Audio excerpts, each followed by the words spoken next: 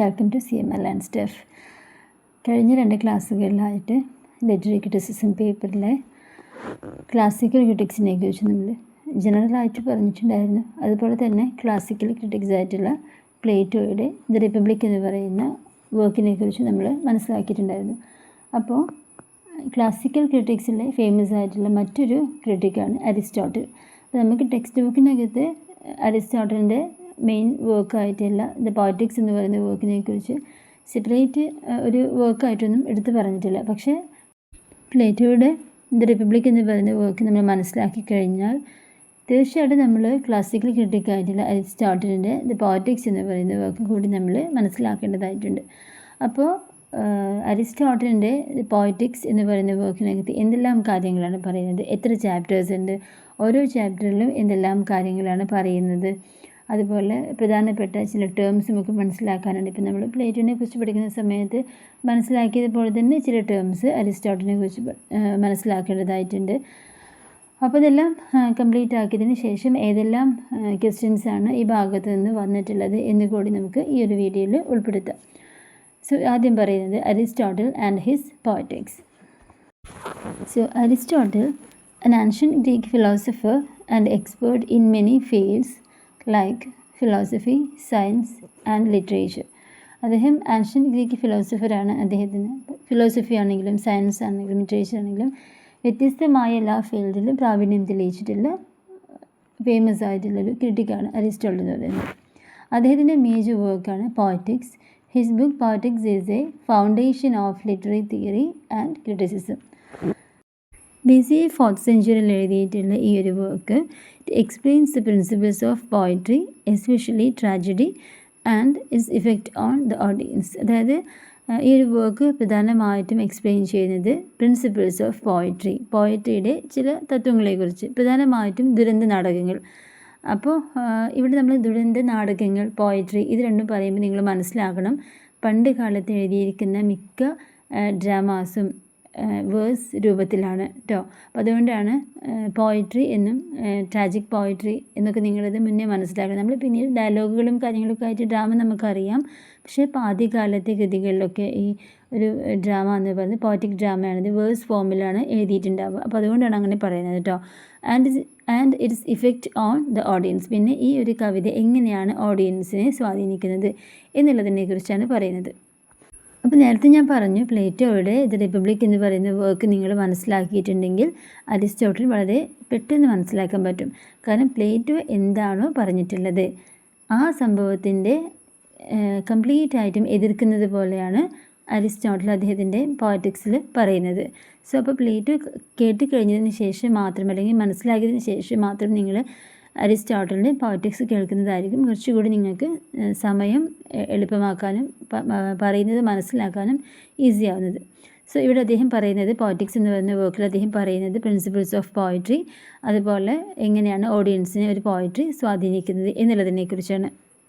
മാത്രമല്ല story telling, dramatic structure and the emotional power of literature, ഇത്തരം കാര്യങ്ങളെക്കുറിച്ചൊക്കെ നമുക്ക് അരിസ്റ്റോട്ടലിൻ്റെ poetics വായിച്ചു കഴിഞ്ഞാൽ മനസ്സിലാവും.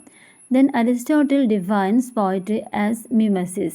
അരിസ്റ്റോട്ടിൽ പോയട്രിയെ ഡിഫൈൻ ചെയ്യുന്നത് മിമസിസ്, ഇമിറ്റേഷൻ എന്ന രീതിയിലാണ്. നമ്മൾ പ്ലേറ്റോനെ കുറിച്ച് പഠിക്കുന്ന സമയത്ത് മനസ്സിലാക്കിയത് ഈ മിമസിസ് എന്ന് പറയുന്ന ആശയത്തിനോട് പ്ലേറ്റോയുടെ ഒരു അഭിപ്രായം നമ്മൾ കണ്ടതല്ലേ. അതായത് ആവശ്യമില്ലാത്ത അനുകരണങ്ങൾ ഒരു മനുഷ്യനെയോ സമൂഹത്തിനെ നന്നാക്കാൻ കഴിയില്ല. അപ്പോൾ എന്തിനാണ് ഇങ്ങനെയുള്ള കവിതകളെ പ്രോത്സാഹിപ്പിക്കുന്നത് എന്നാണ് അദ്ദേഹം ചോദിക്കുന്നത്. പക്ഷേ ഇവിടെ അരിസ്റ്റോട്ടിൽ പറയുന്നത് ഒരു കവിത എന്ന് പറയുന്നത് തീർച്ചയായിട്ടും മിമസിസ് തന്നെയാണ്, ഇമിറ്റേഷനാണ്. എന്തിൻ്റെ imitation? And imitation or representation of the world. തീർച്ചയായിട്ടും ലോകത്തിൻ്റെ അനുകരണമോ അല്ലെങ്കിൽ പ്രതിനിധാനമോ ആണ്, റെപ്രസെൻറ്റേഷനോ ആണ് ഒരു കവിത എന്ന് അദ്ദേഹം പറയുന്നു. Then he identifies tragedy as a special type of poetry that evokes emotions and engage the audience. ഇനി അദ്ദേഹം കൂടുതലായിട്ടും പറയുന്നത് ട്രാജിക് പോയട്രിയെ കുറിച്ചാണെന്ന് പറഞ്ഞല്ലോ. സോ അതുകൊണ്ട് തന്നെ ഇവിടെ അദ്ദേഹത്തിൻ്റെ അഭിപ്രായത്തിൽ ഒരു ട്രാജിക് പോയട്രി അല്ലെങ്കിൽ ട്രാജഡി എന്ന് പറയുന്നത് അദ്ദേഹം മനസ്സിലാക്കുന്നത് as A special type of poetry that evokes emotions. അത് ഇപ്പോൾ ട്രാജഡി കണ്ടു കഴിഞ്ഞു കഴിഞ്ഞാൽ ഒരു മനുഷ്യൻ്റെ ഇമോഷൻസിനെ ഇവോക്ക് ചെയ്യാനും അതുപോലെ തന്നെ ഓഡിയൻസിനെ എൻഗേജ്ഡ് ആക്കാനും കഴിയുന്നത് തീർച്ചയായിട്ടും ട്രാജഡിയാണ് എന്ന് അദ്ദേഹം പറയുന്നുണ്ട്.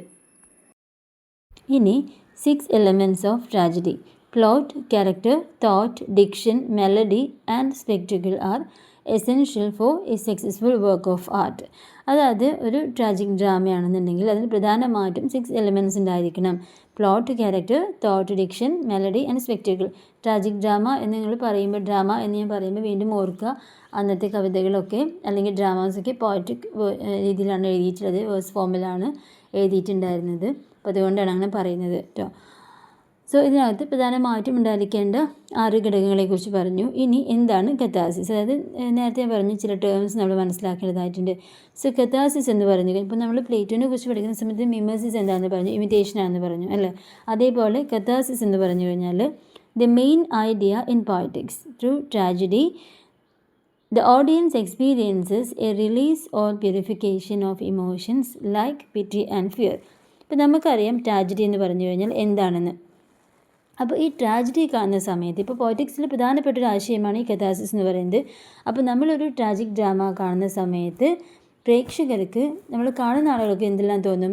ചിലപ്പോൾ അതിനകത്തുള്ള ഏതെങ്കിലും ഒരു ക്യാരക്ടറിനോട് വളരെ സിമ്പതി തോന്നാം, അനുകമ്പ തോന്നാം, അല്ലെങ്കിൽ ഭയം, ചില സാഹചര്യങ്ങളിൽ നമുക്ക് ഭയം തോന്നാം, അല്ലെങ്കിൽ ആ രീതിയിൽ നമുക്ക് ഈ ഒരു ട്രാജഡി കാണുന്ന സമയത്ത് നമുക്കുണ്ടാകുന്ന ആ എക്സൈറ്റ്മെൻറ്റും അതുപോലെ നമുക്കുണ്ടാകുന്ന പേടിയും അല്ലെങ്കിൽ ചില സമയത്തുണ്ടാകുന്ന നമുക്കുണ്ടാകുന്ന ആ ഒരു പിറ്റിയും ഒക്കെ എല്ലാം നമ്മൾ എക്സ്പീരിയൻസ് ചെയ്യണം എന്നാണ് അദ്ദേഹം പറയുന്നത്. ഈ ഒരു ആശയമാണ് കഥാസിസ് എന്ന് പറയുന്നത്.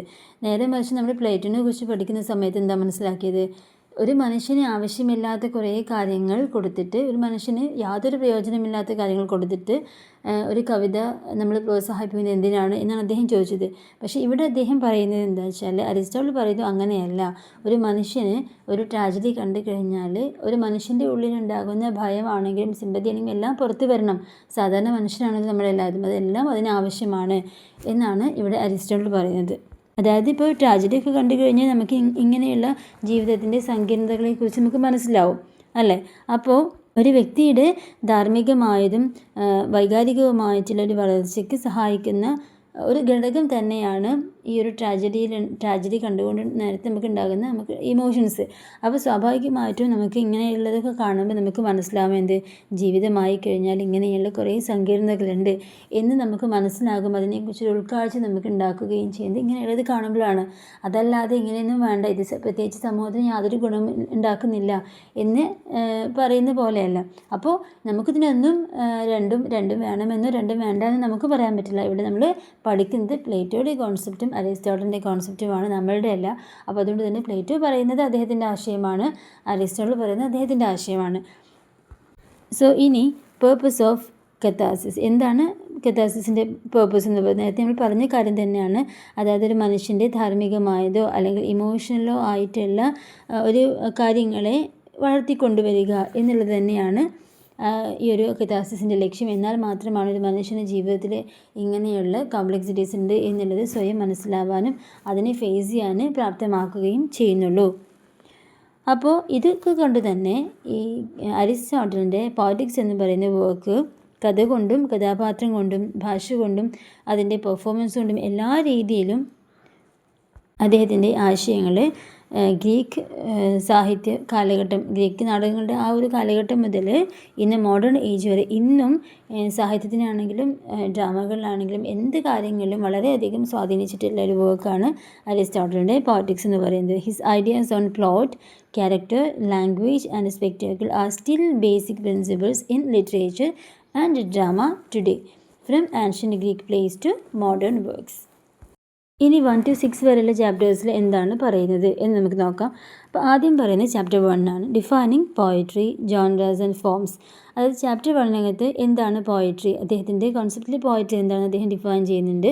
അതുപോലെ ഡിഫറെൻറ്റ് ടൈപ്സ് ഓഫ് പോയട്രി, അതാണ് ജോൺറാസ് എന്ന് പറയുന്നത്, അതിനെക്കുറിച്ചും ഡിഫറെൻറ്റ് ഫോംസ് ഓഫ് പോയട്രിനെ കുറിച്ചും അദ്ദേഹം പറയുന്നുണ്ട്.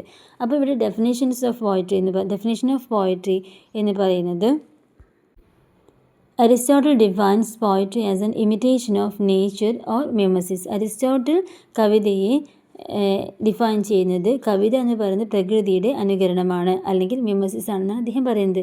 പ്ലേറ്റോ പറഞ്ഞത് എന്താണ് നിങ്ങൾക്ക് ഓർമ്മയല്ലേ? പ്ലേറ്റോ പറയുന്നത് ആവശ്യമില്ലാത്തതിനെ ഇമിറ്റേറ്റ് ചെയ്യുന്ന സമയത്ത് സമൂഹത്തിന് നല്ലതല്ല കൊടുക്കുന്നത്. അപ്പോൾ ഈ കവിതയ്ക്ക് അദ്ദേഹം കംപ്ലീറ്റ് റിജക്റ്റ് ചെയ്യുന്ന ഒരു ആശയമാണല്ലോ പ്ലേറ്റോയ്ക്ക്. ഇവിടെ അരിസ്റ്റോട്ടിൽ എന്ന് പറയുന്നത് അരിസ്റ്റോട്ടിൽ ഡിഫൈൻ ചെയ്യുന്നത് he defines poetry as an imitation of nature or mimesis. കവിത എന്ന് പറഞ്ഞാൽ എന്താവണം അല്ലെങ്കിൽ എന്താണ്? തീർച്ചയായിട്ടും പ്രകൃതിയുടെ അനുകരണം തന്നെയാണ്. ഇനി forms of poetry, different types of poetry എന്ന നിലവിലുണ്ടായിരുന്നു. It can appear as verse, music and dance, many ways of artistic expression. അതായത് ഒരുപാട് രീതിയിൽ വേഴ്സായിട്ടും അതുപോലെ പദ്യമായിട്ടും സംഗീതമായിട്ടും നൃത്തമായിട്ടും എല്ലാ രൂപങ്ങളിലും കവിതയെ നമുക്ക് കാണാം. അപ്പോൾ കലാപരമായിട്ടുള്ള ഒരു ആവിഷ്കാരത്തിൻ്റെ പല വഴികളാണിത്. ഇപ്പോൾ കവിത എന്ന് നമ്മൾ കാണുന്ന പോലെയല്ല, ഇത്തരം വഴികളിലെല്ലാം നമുക്ക് കവിതയെ കാണാൻ പറ്റും. Importance of genres. ഇനി ആ സമയത്തുണ്ടായിട്ടുള്ള ഡിഫറെൻറ്റ് ടൈപ്സ് ഓഫ് പോയട്രിയുടെ ഇമ്പോർട്ടൻസ് എന്താണ്? ഈച്ച് ജോൺറാസ് ലൈക്ക് ട്രാജഡി ആണെങ്കിലും എപ്പിക് ആണെങ്കിലും കോമഡി ആണെങ്കിലും, അതാണ് ജോൺറാസ് എന്ന് പറയുന്നത്. Types has its own rules, conventions and purpose. അന്ന് ക്ലാസിക്കൽ റൈറ്റേഴ്സ് കൊണ്ടുവന്നിട്ടുള്ള ചില റൂൾസ് ആൻഡ് കൺവെൻഷൻസ് എല്ലാ കാര്യങ്ങളും അന്നത്തെ റൈറ്റേഴ്സ് അതേപോലെ തന്നെ സ്ട്രിക്ട്ലി ഫോളോ ചെയ്തിരുന്നു. ഇനി എന്താണ് ഇതിൻ്റെ പേർപ്പസ്? പോയട്രിയുടെ പേർപ്പസ് എന്താണ്? To appreciate and analyse poetry we must understand the unique qualities of each genres. അതായത് കവിതയെ ശരിയായിട്ട് വിലയിരുത്താൻ ഓരോ വിഭാഗത്തിൻ്റെയും പ്രത്യേക ഗുണങ്ങൾ നമ്മൾ മനസ്സിലാക്കണം. അപ്പോൾ കവിത എന്താണെന്ന് അദ്ദേഹം പറഞ്ഞു, ഏതൊക്കെ ടൈപ്സ് ഓഫ് പോയട്രി ഉണ്ടെന്ന് പറഞ്ഞു, അതുപോലെ അതിൻ്റെ ആ ഓരോ ടൈപ്സിൻ്റെയും ഇമ്പോർട്ടൻസിനെ കുറിച്ച് പറഞ്ഞു. ഇനി അതിൻ്റെ പേർപ്പസിനെ കുറിച്ച് പറയുമ്പോൾ ഒരു കവിതയെ നമ്മൾ ശരിയായി വിലയിരുത്താൻ ഓരോ വിഭാഗത്തിൻ്റെയും പ്രത്യേക ഗുണങ്ങൾ നമ്മൾ നിർബന്ധമായിട്ട് മനസ്സിലാക്കണം എന്നുകൂടി അദ്ദേഹം പറയുന്നുണ്ട്. അപ്പോൾ ഇത്രയും കാര്യങ്ങളാണ് ചാപ്റ്റർ 1-ലുള്ളത് കേട്ടോ. ഇനി ചാപ്റ്റർ 2-ൽ പറയുന്നത് ഒരു ട്രാജഡിയുടെ സ്ട്രക്ചർ എന്താണ്, എന്തെല്ലാമാണ് പ്രധാനപ്പെട്ട ഘടകങ്ങൾ എന്നതിനെക്കുറിച്ചാണ് പറയുന്നത്. ഇപ്പോൾ tragedy is the highest form. അപ്പോൾ അരിസ്റ്റോട്ടലിൻ്റെ അഭിപ്രായത്തിൽ ദുരന്ത നാടകങ്ങളാണ് ഏറ്റവും ഉയർന്ന രീതിയിൽ നിൽക്കുന്നത്. So Aristotle considers tragedy the highest form of poetry. ഒരു പോയട്രിയുടെ ഏറ്റവും ഹയസ്റ്റ് ഫോം എന്ന് പറയുന്നത് ട്രാജിക് പോയട്രി ആണെങ്കിൽ ട്രാജിക് ഡ്രാമാസ് ആണ് എന്നാണ് അദ്ദേഹം പറയുന്നത്. 6 എലമെൻറ്റ്സ് ഓഫ് ട്രാജഡി. ഇനി എന്താണ് ഒരു ട്രാജഡിയിലെ പ്രധാനപ്പെട്ട 6 ഘടകങ്ങൾ? അതിനകത്ത് പറയുന്നുണ്ട് plot, character, thought, diction, melody and spectacle. നമ്മൾ നേരത്തെ പറഞ്ഞിട്ടുണ്ടായിരുന്നു. ഇനി ഇമ്പോർട്ടൻസ് ഓഫ് പ്ലോട്ട്. ഈ പ്ലോട്ടിൻ്റെ ഇമ്പോർട്ടൻസ് എന്താണ്? A well structured plot is most important. It must have a beginning, a middle and evoke emotions. Beginning, middle, end and evoke emotions. അതായത് ഒരു drama എന്ന് പറയുമ്പോൾ അതിന് ആദ്യം എന്ത് വേണം? ഒരു പ്ലോട്ട് വേണം അല്ലേ? നന്നായി മനസ്സിലാവുന്ന ഒരു വെൽ സ്ട്രക്ചേർഡ് ആയിട്ടുള്ള ഒരു പ്ലോട്ട് നിർബന്ധമായിട്ടും ഒരു ഡ്രാമയ്ക്ക് വേണം, അല്ലെങ്കിൽ ഒരു ട്രാജഡിക്ക് വേണം. അപ്പോൾ അതിൻ്റെ തുടക്കം ഉണ്ടാവണം, അതിൻ്റെ സെൻട്രലായിട്ടുള്ള കാര്യങ്ങൾ നമുക്ക് മനസ്സിലാവണം, അതിനൊരു അവസാനം ഉണ്ടായിരിക്കണം. അപ്പോൾ ആ ഓരോ ഭാഗങ്ങളും കൃത്യമായി പോയാൽ മാത്രമാണ് പ്രേക്ഷകരുടെ ഉള്ളിൽ അവരുടെ ഇമോഷൻസ്, ഇത് പിറ്റിയാണെങ്കിലും ഫിയർ ആണെങ്കിലും ഏത് രീതിയിലുള്ള ആങ്സൈറ്റി ആണെങ്കിലും ആ വികാരങ്ങൾ ഉണ്ടാക്കുന്നത് ഈ ഒരു കറക്റ്റ് ഫ്ലോയിൽ പോകുമ്പോഴാണ് അല്ലേ? നമ്മളിപ്പോൾ ഒരു ഡ്രാമ കണ്ടുകൊണ്ടിരിക്കുകയാണ്, ട്രാജഡി കണ്ടുകൊണ്ടിരിക്കുകയാണ്. അപ്പോൾ അതിൻ്റെ ആ വെൽ സ്ട്രക്ചേർഡ് പ്ലോട്ടും അത് കറക്റ്റായിട്ട് ഒരേ ഫ്ലോയിൽ പോകുമ്പോഴാണ് നമുക്ക് ആ ഒരു കാര്യങ്ങൾ മനസ്സിലാവുക, നമ്മളുടെ ക്യൂരിയോസിറ്റി, നമ്മുടെ ഇമോഷൻസൊക്കെ അതേപോലെ നമുക്ക് വരികയും ചെയ്യുന്നുള്ളൂ.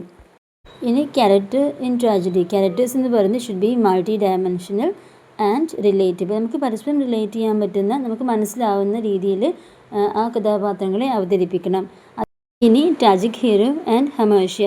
അപ്പോൾ ട്രാജിക് ഹീറോ ഉണ്ടായിരിക്കും ഒരു ട്രാജഡിയിൽ. ഒരു കഥാപാത്രം നമ്മളുടെ നായകന് ഒരു ട്രാജഡിയിലേക്ക് എത്തുന്നത് പോലെ നമ്മൾ കാണും. അപ്പോൾ അവരെയാണ് നമ്മൾ ട്രാജിക് ഹീറോ എന്ന് പറയുന്നത് അല്ലേ? അപ്പോൾ ഈ ട്രാജിക് ഹീറോ ആവാനുള്ള കാരണം എന്താണ്? ആ കഥാപാത്രത്തിന് ഏതെങ്കിലും രീതിയിലൊരു മിസ്റ്റേക്ക് വന്നിട്ടായിരിക്കും അവരൊരു ട്രാജഡിയിലേക്ക് എത്തുന്നത്. അതിനെയാണ് ഹമേഷ്യ എന്ന് പറയുന്നത്. ഒരു ട്രാജിക് ഫ്ലോ, അതിനെയാണ് ഒരു മിസ്റ്റേക്ക്, അതിനെയാണ് നമ്മൾ ഹമേഷ്യ എന്ന് പറയുന്നത്. അങ്ങനെ അത് സംഭവിക്കുമ്പോഴാണ് ട്രാജിക് ഹീറോ അവിടെ ഉണ്ടാവുന്നത്. So the tragic hero falls due to a flaw in character called ഹമേഷ്യ. അതായത് അവിടെ ക്യാരക്ടറിനകത്ത് എന്തെങ്കിലും ഒരു മിസ്റ്റേക്ക് വന്നിട്ടാണ് അവർ അതിലേക്ക് പോകുന്നത്. അതിനെയാണ് നമ്മൾ ഹമേഷ്യ എന്ന് പറയുന്നത്. This drives the flaw to tragic consequences. ഇനി chapter 3 plot structure in tragedy. Plot is the soul of tragedy. നമ്മൾ നേരത്തെ പറഞ്ഞിട്ടുണ്ടായിരുന്നു ഒരു ട്രാജഡിയിലെ ഏറ്റവും മോസ്റ്റ് ഇമ്പോർട്ടൻ്റ് ആയിട്ടുള്ള ഒന്ന് പ്ലോട്ട് തന്നെയാണ്, പ്ലോട്ട് സ്ട്രക്ചറാണ്. വെൽ സ്ട്രക്ചർഡ് പ്ലോട്ടാണ് അതിൻ്റെ സോൾ എന്ന് പറയുന്നത്. അതുകൊണ്ട് തന്നെ അരിസ്റ്റോട്ടിൽ ഒരു ട്രാജഡിയുടെ ഏറ്റവും മോസ്റ്റ് ഇമ്പോർട്ടൻ്റ് ആയിട്ട് മോസ്റ്റ് എസെൻഷ്യൽ പാർട്ടായിട്ട് കൺസിഡർ ചെയ്യുന്നത് പ്ലോട്ടിനെ തന്നെയാണ്. അതുപോലെ തന്നെയാണ് യൂണിറ്റി ആൻഡ് കഹറൻസ്. അതായത് events must be logically connected. മിക്കപ്പോഴും നമ്മൾ അതിനകത്ത് കാണുന്ന ഓരോ സംഭവങ്ങളും യുക്തിപരമായി കണക്ട് ചെയ്തിട്ടുണ്ടായിരിക്കണം. കാരണം നമുക്കതിൻ്റെ ലാസ്റ്റിലേക്ക് എത്തുന്ന സമയത്ത് നമുക്ക് ആ ഇമോഷൻസ് ഉണ്ടാവണം അല്ലേ, നമുക്കൊരു ആങ്സൈറ്റി ഉണ്ടാവണം, നമുക്ക് അതിൻ്റെ അവസാനത്തിലേക്ക് എത്തുന്ന വരെ നമുക്കത് കാണാനുള്ളൊരു ത്വര ഉണ്ടാവണം. അതൊക്കെ ഉണ്ടാവണമെന്നുണ്ടെങ്കിൽ അത് ലോജിക്കലി അത് പരസ്പരം ഇവൻറ്റ്സ് എല്ലാം ലോജിക്കലി കണക്ട് ചെയ്തിട്ടുണ്ടായിരിക്കണം. അത് ഉണ്ടെങ്കിൽ മാത്രമാണ് ഒരു കഥാറ്റിക് റെസൊല്യൂഷനിലേക്ക് അത് എത്തുള്ളൂ. പിന്നെ അതുപോലെയാണ് നെക്സ്റ്റ് ഒരു ടേമാണ് പെരിപെറ്റിയ എന്ന് പറയുന്നത്. A sudden change in circumstances that becomes A turning point. അതായത് നേരത്തെ നമ്മൾ കഥാസിസ് എന്ന് പറഞ്ഞു, എന്താണെന്ന് പറഞ്ഞു, അതേപോലെ അടുത്തൊരു ടേമാണ് പെരിപെറ്റിയ. അതായത് ഒരു സാഹചര്യത്തിൽ പെട്ടെന്ന് വരുന്ന ഒരു മാറ്റം, ഒരു ടേണിംഗ് പോയിൻറ്റ്. ഇപ്പോൾ ട്രാജഡി കണ്ടുകൊണ്ടിരിക്കുന്ന സമയത്ത് നമുക്ക് ഏതെങ്കിലും ഒരു പ്രത്യേക മൊമെൻറ്റിലേക്ക് എത്തുന്ന സമയത്ത് പെട്ടെന്നൊരു ടേണിംഗ് പോയിൻറ്റ് വരും അല്ലേ, കഥ മാറുകയോ അല്ലെങ്കിൽ സാഹചര്യം മാറുകയോ ചെയ്യുന്ന ആ ഒരു സഡൻ ചേഞ്ചിനെയാണ് നമ്മൾ പെരിപെറ്റിയ എന്ന് പറയുക. കഥാസിസ് എന്താണെന്ന് വീണ്ടും ആലോചിക്കുക. ഇനി അടുത്തൊരു ടേമാണ് anagnorisis. A moment of realisation or discovery by characters that changes understanding. ഈ ഡ്രാമ കണ്ടുകൊണ്ടിരിക്കുന്ന സമയത്ത്, ട്രാജഡി കണ്ടുകൊണ്ടിരിക്കുന്ന സമയത്ത്, വായിക്കുന്ന സമയത്ത് എങ്ങനെയാണെങ്കിലും കഥാപാത്രങ്ങൾ സ്വയം അല്ലെങ്കിൽ സാഹചര്യങ്ങളെക്കുറിച്ച് തിരിച്ചറിയുന്ന ഒരു നിമിഷം അല്ലേ. ഇപ്പോൾ ഒരു കഥ നമ്മൾ കണ്ടുകൊണ്ടിരുന്നിട്ട് നമ്മളുടെ ഉള്ളിലുണ്ടാവും ഇത് ഇന്നതുപോലെയാണ്. ഇനി അനഗ്നോറസിസ് എ മൊമെൻ്റ് ഓഫ് റിയലൈസേഷൻ. അതായത് ഇപ്പോൾ നമ്മൾ ഒരു ഡ്രാമ കണ്ടുകൊണ്ടിരിക്കുന്ന സമയത്ത്, ട്രാജഡി കണ്ടുകൊണ്ടിരിക്കുന്ന സമയത്ത് കഥാപാത്രങ്ങൾക്ക് പരസ്പരം അറിയില്ല, പക്ഷെ നമുക്ക് മനസ്സിലാവുന്ന കുറേ കാര്യങ്ങളുണ്ടാവും. അത്തരം സാഹചര്യങ്ങൾ ക്യാരക്ടേഴ്സിന് മനസ്സിലാവുന്ന ആ ഒരു മൊമെൻറ്റിനാണ് നമ്മൾ അനഗ്നോറസിസ് എന്ന് പറയുന്നത്. ഇനി chapter 4 character qualities in tragedy. അതായത് ട്രാജഡിയിലെ ക്യാരക്ടേഴ്സിന് ഉണ്ടായിരിക്കേണ്ട ക്വാളിറ്റീസ് എന്തെല്ലാമാണ്. അപ്പോൾ characters must have A goodness, appropriateness and consistency. അതുപോലെ ഈ ഗുഡ്നെസ് എന്ന് പറയുമ്പോൾ എന്താണ്, ധാർമ്മികമായിട്ടുള്ള ഗുണങ്ങൾ. പ്രേക്ഷകർക്ക് സഹതാപം തോന്നാൻ കാരണം ഈ ധാർമ്മികമായ ഗുണങ്ങളായിരിക്കും അല്ലേ. അതായത് ഒരു ഡ്രാമ കണ്ടുകൊണ്ടിരിക്കുന്ന സമയത്ത് ക്യാരക്ടേഴ്സിൽ ഇപ്പോൾ നല്ല സ്വഭാവമുള്ള വ്യക്തിയെ കണ്ടു കഴിഞ്ഞാൽ അയാൾക്ക് എന്തെങ്കിലും സംഭവിച്ചു കഴിഞ്ഞാൽ നമുക്ക് സഹതാപം തോന്നാറില്ലേ. അപ്പോൾ അങ്ങനെയുള്ള കാര്യങ്ങൾ. ദെൻ ടൈപ്സ് ഓഫ് ക്യാരക്ടേഴ്സിനെ കുറിച്ച് പറയുന്നുണ്ട്. Ideal character, ordinary character and flawed character. എന്താണ് ideal character? Noble and virtuous. അതായത് വളരെ ആദർശങ്ങൾ മാത്രം ഫോളോ ചെയ്യുന്ന ആളുകൾ, അതുപോലെ നല്ല ഗുണങ്ങളൊക്കെയുള്ള ആളുകളെയാണ് നമ്മൾ ഐഡിയൽ ക്യാരക്ടർ എന്ന് പറയുക. Next ordinary character represents common people and their struggles. ചില കഥാപാത്രങ്ങൾ എങ്ങനെയായിരിക്കും, സാധാരണ ആൾക്കാരായിരിക്കും. അവർ സാധാരണക്കാരായ ആൾക്കാരുടെ വിഷമങ്ങളെയും അവരുടെ കാര്യങ്ങളെക്കുറിച്ചൊക്കെ ആയിരിക്കും റെപ്രസെൻ്റ് ചെയ്യുന്നുണ്ടാവുക. പിന്നെ ഫ്ലോഡ് ക്യാരക്ടർ പറഞ്ഞാൽ ഏതെങ്കിലും രീതിയിൽ വീഴ്ചയുള്ള കഥാപാത്രങ്ങൾ അല്ലെങ്കിൽ ദുരന്തത്തിലേക്ക് എത്തുന്ന നായകൻ.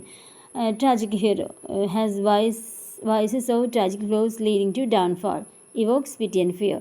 അതായത് ഏതെങ്കിലും രീതിയിലൊരു മിസ്റ്റേക്ക് വന്നിട്ട് അല്ലെങ്കിൽ ഏതെങ്കിലും ഒരു ദുർഗുണങ്ങൾ അല്ലേ, നല്ല രീതിയിൽ പോകുമ്പോൾ വരുന്ന ട്രാജഡി അല്ല, അല്ലാത്ത രീതിയിൽ ഏതെങ്കിലും മോശം സ്വഭാവം എന്തെങ്കിലും ഉണ്ടായിരിക്കും. അപ്പോൾ അത് പ്രേക്ഷകരിൽ അനുകമ്പയും ഭയവും ഒക്കെ ഉണ്ടാക്കുന്നത് ഈ ഒരു ഫ്ലോഡ് ക്യാരക്ടർ അല്ലെങ്കിൽ ട്രാജിക് ഹീറോ ആണ്. നെക്സ്റ്റ് പറയുന്നത് chapter 5 thought and diction in poetry. അതായത് എന്താണ് തോട്ട് എന്ന് പറയുന്നത്? The intellectual part. അതായത് ideas, themes and moral messages should make the audience think. അവിടെ ഫുൾ സ്റ്റോപ്പ് വന്നിട്ടുണ്ട്, പോയിൻ്റ് ആക്കി ചെയ്യുന്നതിന് പകരം ഫുൾ സ്റ്റോപ്പ് വന്നിട്ട് അത് മിസ്റ്റേക്കാണ് കേട്ടോ. ദെൻ ഇവിടെ പറയുന്നത് എന്താണെന്ന് വെച്ചാൽ കവിതയ്ക്കകത്ത് എന്തെങ്കിലും ഒരു ഐഡിയാസ്, അതായത് ചിലപ്പോൾ ധാർമ്മികമായ അല്ലെങ്കിൽ സമൂഹത്തിന് എന്തെങ്കിലും ഗുണം നൽകുന്ന എന്തെങ്കിലും കാര്യങ്ങളായിരിക്കും. അതിപ്പോൾ തീമിലാണെങ്കിലും ഐഡിയാസിലാണെങ്കിലും ഒക്കെ ഉണ്ടാവണം. അങ്ങനെയുള്ള കാര്യങ്ങളുണ്ടെങ്കിലാണ് ഓഡിയൻസ് ചിന്തിപ്പിക്കുകയുള്ളൂ. അതായത് ഇപ്പോൾ പിറ്റി ആൻഡ് ഫിയർ ഇമോഷൻസൊക്കെ ഇവോക്ക് ചെയ്യുന്നുണ്ട്, എന്നാലും എന്തെങ്കിലും ഒരു കാര്യം നമുക്കതിന് കിട്ടണം. അപ്പോൾ അങ്ങനെയുള്ളൊരു സംഭവം, അതായത് പറഞ്ഞല്ലോ നമുക്ക് മനുഷ്യൻ്റെ ജീവിതത്തിൽ ഇനി സങ്കീർണതകൾ ഇങ്ങനെയൊക്കെ വരാം എന്ന് ചിന്തിപ്പിക്കുന്ന രീതിയിൽ എന്തെങ്കിലുമൊക്കെ അതിനകത്ത് ഉണ്ടാവും. So thought must be part of plot and character to give depth. ഇനി ഡിക്ഷൻ എന്താണ്? Choice and arrangement of words അല്ലേ. ഇപ്പോൾ വാക്കുകളും അത് എങ്ങനെയാണ് അറേഞ്ച് ചെയ്തിരിക്കുന്നത് എന്നുള്ളതും അതിനാണ് ഡിക്ഷൻ എന്ന് പറയുക. അപ്പോൾ നല്ല വാക്കുകൾ, നല്ല ഭംഗിയുള്ള വാക്കുകൾ, ഇത് പറയുന്ന രീതി, അത് എങ്ങനെയാണ് അറേഞ്ച് ചെയ്തിട്ടുള്ളത് ഒക്കെ അതിൻ്റെ ഭാഗമാണ്. Rule of diction: language must suit the character, situation and emotional effect. അതായത് ഭാഷ തീർച്ചയായിട്ടും കഥാപാത്രത്തിനും സാഹചര്യത്തിനും ഒരു ഇമോഷണൽ എഫക്റ്റ് ഉണ്ടാക്കാൻ സഹായിക്കുന്ന ഒന്നാണ്. Style should match the tone of the work. അപ്പോൾ ഇതെല്ലാം ഉണ്ടെങ്കിൽ മാത്രമാണ് ആ ട്രാജഡി അതിൻ്റേതായ ഒരു ഭംഗിയിൽ നിലനിൽക്കുന്നുള്ളൂ. അപ്പോൾ 5ാമത്തെ ചാപ്റ്റർ 5 പറഞ്ഞിരിക്കുന്നത് thought and diction in poetry thought എന്താണെന്ന് പറഞ്ഞു, ഡിക്ഷൻ എന്താണെന്ന് പറഞ്ഞു. പിന്നെ എന്തിനാണ് ഡിക്ഷൻ ഉപയോഗിക്കുന്നത്, ഡിക്ഷൻ എങ്ങനെയാണ് ക്രിയേറ്റ് ചെയ്യേണ്ടത്, അല്ലെങ്കിൽ എന്താണ് അതിൻ്റെ ഇമ്പോർട്ടൻസ് എന്താണ്, ഇത്തരം കാര്യങ്ങളെക്കുറിച്ചാണ് ചാപ്റ്റർ 5 പോയറ്റിക്സിൻ്റെ ചാപ്റ്റർ 5 പറയുന്നത്. Chapter 6 spectacle enhances emotional impact. അതായത് സ്പെക്ടാക്കിൾ എന്ന് പറഞ്ഞാൽ എന്താ, വിഷ്വൽ ആൻഡ് ഓഡിറ്ററി പാർട്സ്, അതായത് കോസ്റ്റ്യൂംസ്, സ്റ്റേജ് ഡിസൈൻ, മ്യൂസിക്, ഇത് അങ്ങനെയുള്ള മറ്റുള്ള എക്സ്ട്രാ കാര്യങ്ങളൊക്കെയാണ് നമ്മൾ സ്പെക്ടാക്കിൾ എന്ന് പറയുക. എന്താണ് ഇതിൻ്റെ role? It can enhance emotional impact and make the experience immersive. ഒരു വൈകാരികമായിട്ടുള്ളൊരു സ്വാധീനം വർദ്ധിപ്പിക്കാനും നമ്മൾ എക്സ്പീരിയൻസ് ചെയ്യുന്ന കാര്യങ്ങൾക്ക് കുറച്ചും കൂടി ഒരു ആഴമുണ്ടാക്കാനും സഹായിക്കുന്നത് ഈ സ്പെക്ടാക്കിളാണ്. അതായത് ഒരു കഥാപാത്രത്തിൻ്റെ കോസ്റ്റ്യൂംസ് തീർച്ചയായിട്ടും ഓഡിയൻസ് കാണുമ്പോൾ സ്വാധീനിക്കുന്നുണ്ട്. അതുപോലെ സ്റ്റേജ് ഡിസൈൻ, മ്യൂസിക് എല്ലാം വളരെ, ഇപ്പോൾ നമ്മൾ ട്രാജഡി നടന്നുകൊണ്ടിരിക്കുന്ന സമയത്ത് അതിൻ്റെ ബാക്ക്ഗ്രൗണ്ട് മ്യൂസിക് അതിന് വളരെ പ്രാധാന്യമുള്ള ഒന്നല്ലേ. അതേപോലെ തന്നെയാണ് കഥാപാത്രങ്ങളുടെ കോസ്റ്റ്യൂംസും ഡിസൈൻസും എല്ലാം, സ്റ്റേജ് ഡിസൈൻസ് എല്ലാം ഇതിന് വളരെയധികം ഇമ്പോർട്ടൻ്റ് ആണ്. Then should not be overused. പക്ഷേ അങ്ങനെയാണെങ്കിലും ഒരു പ്രിക്കോഷൻസ് എടുക്കേണ്ട ആവശ്യമുണ്ട്. അതായത് മനസ്സിലാക്കുക, അതായത് ഒരു കാര്യം കൂടുതലായിട്ട് ഉപയോഗിക്കരുത്. It must support plot, character and thought, no overshadow them. അതായത് ഈ ഒരു കോസ്റ്റ്യൂംസും സ്റ്റേജ് ഡിസൈൻസും മ്യൂസിക്കും ഒക്കെ എന്തിനു വേണ്ടിയിട്ടാണ്? ആ പ്ലോട്ടിനെയും ക്യാരക്ടറിനെയും തോട്ടിനെയൊക്കെ സ്വാധീനിക്കാൻ വേണ്ടിയിട്ടാണ്, അല്ലാതെ ആവശ്യമില്ലാതെ ഇങ്ങനെ ഷോ കാണിക്കാൻ വേണ്ടിയിട്ടല്ല. ഇനി എന്താണ് ഇതിൻ്റെ എല്ലാം റിസൾട്ട്? ഈ സംഭവങ്ങളെല്ലാം ഉണ്ടെങ്കിൽ എന്താണ് അതിൻ്റെ റിസൾട്ട്?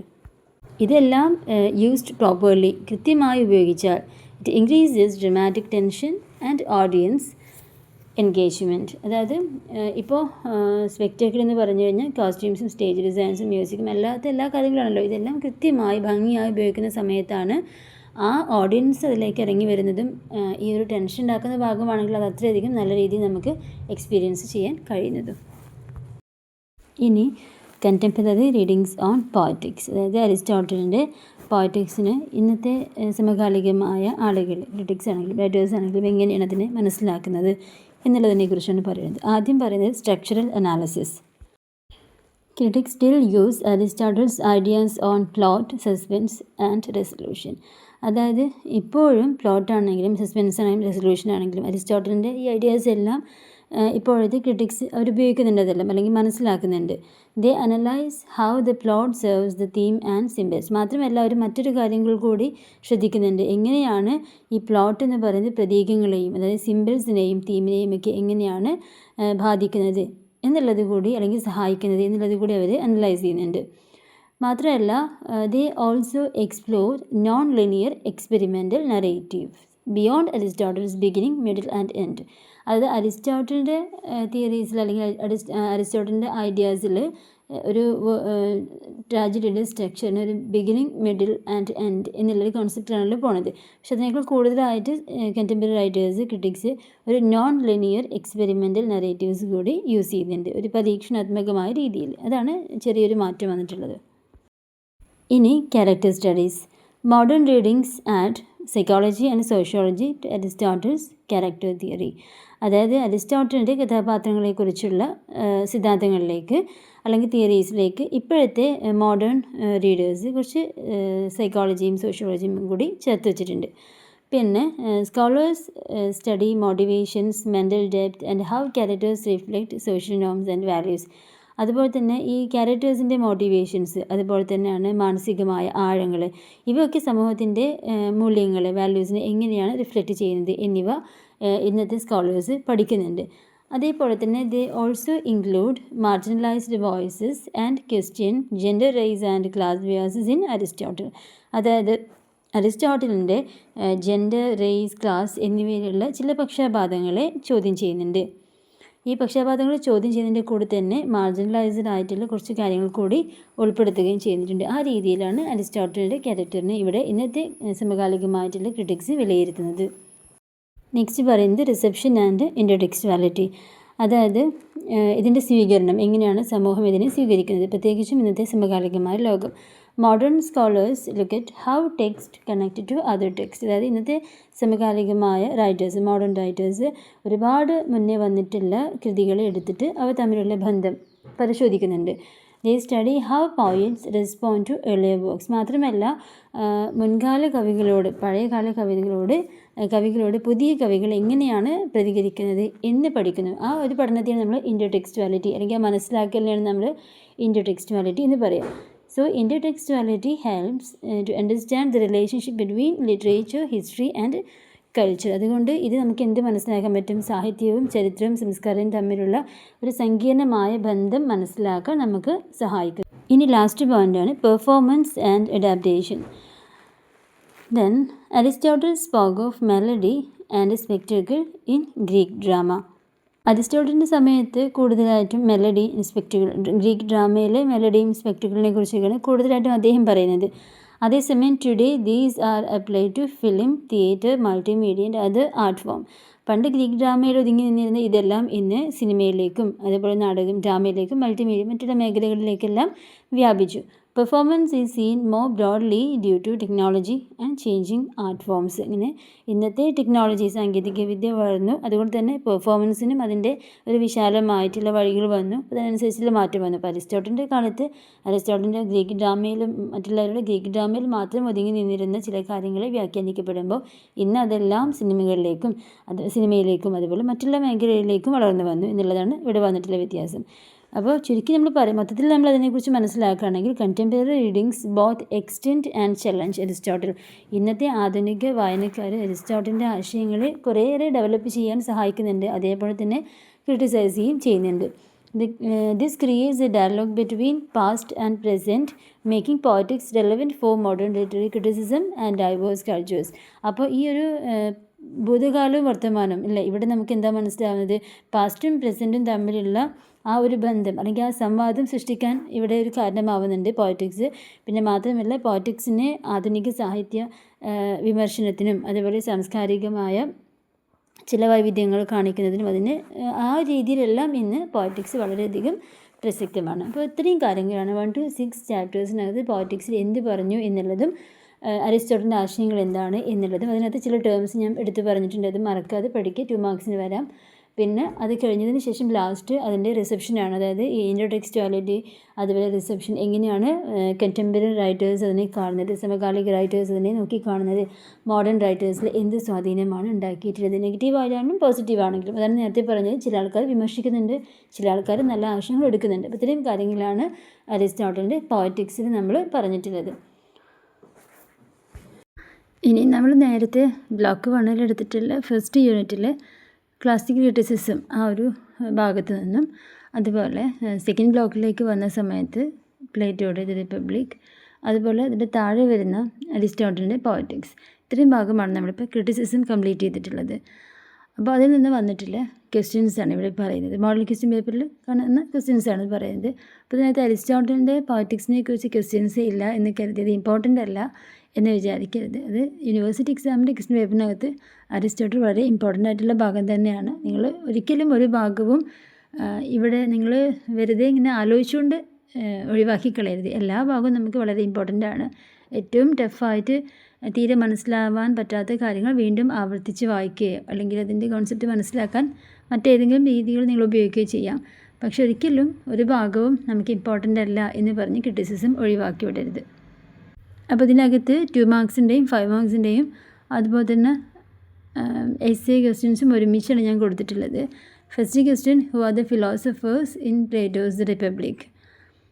അത് നമ്മൾ പറഞ്ഞിട്ടുണ്ടല്ലോ, പ്ലേറ്റോയുടെ റിപ്പബ്ലിക്കിനകത്ത് ഒരു സ്ഥലത്തേക്ക് പോകുന്നതും അവിടെ വെച്ചിട്ട് കുറച്ച് ഫിലോസഫേഴ്സിനെ കാണുന്നതും അതാരൊക്കെയാണെന്ന് പറഞ്ഞിട്ടുണ്ടല്ലോ, അതാണത്. അപ്പോൾ ഫിലോസഫേഴ്സിൻ്റെ പേരുകളാണ് എഴുതേണ്ടത്.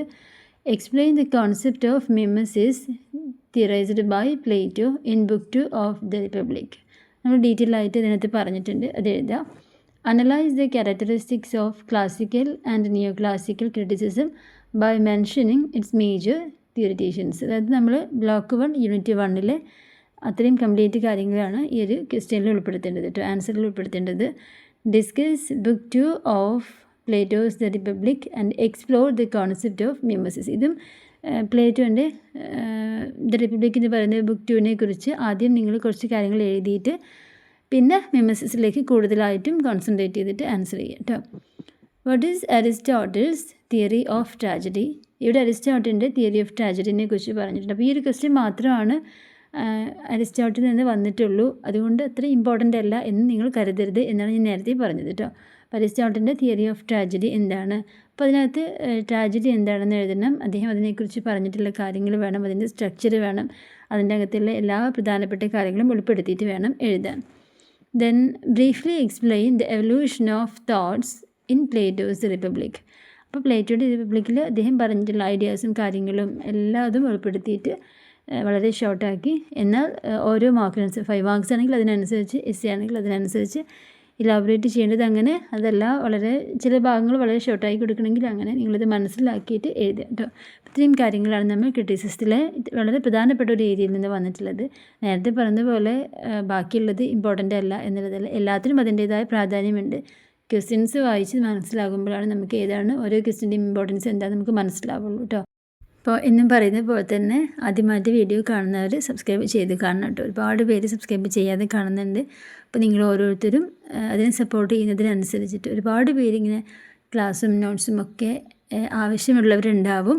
അതുപോലെ തന്നെ ചിലപ്പോൾ കംപ്ലീറ്റ് ചെയ്യാൻ ബുദ്ധിമുട്ടുള്ളവരുണ്ടാവും. പഠിക്കാൻ ഏതെങ്കിലും സാഹചര്യങ്ങൾ കൊണ്ട് വായിക്കാനും മനസ്സിലാക്കാനും ജോലിക്ക് പോകുന്നവരാണെങ്കിലും കുട്ടികളുള്ളവരാണെങ്കിലും ഒക്കെ ഒരുപാട് രീതിയിൽ പഠിക്കാൻ ബുദ്ധിമുട്ടുന്നവർക്ക് യൂസ്ഫുള്ളാവും എന്നുള്ളൊരു പ്രതീക്ഷയിലാണ് ഞാൻ ഓരോ വീഡിയോയും ഇടാറുള്ളത്. അപ്പോൾ അതുകൊണ്ട് തന്നെ നിങ്ങൾ ഓരോരുത്തരും അറിയുന്ന നിങ്ങൾ ഓരോരുത്തരും അതിനെ സപ്പോർട്ട് ചെയ്യുന്നതിനനുസരിച്ചാണ് മറ്റുള്ളവരിലേക്ക് അത് എത്തുന്നുള്ളൂ. അപ്പോൾ നിങ്ങൾക്ക് എൻ്റെ ക്ലാസ് ഫോളോ ചെയ്യാൻ പറ്റുന്നുണ്ട്, അത് നിങ്ങൾക്ക് എക്സാമിന് യൂസ്ഫുള്ളാണ് എന്ന് തോന്നുകയാണെങ്കിൽ നിങ്ങളതിനെ സപ്പോർട്ട് ചെയ്യുക. അപ്പോൾ അതിനനുസരിച്ച് മറ്റുള്ളവരിലേക്കും അത് എത്തും. Thank you so much.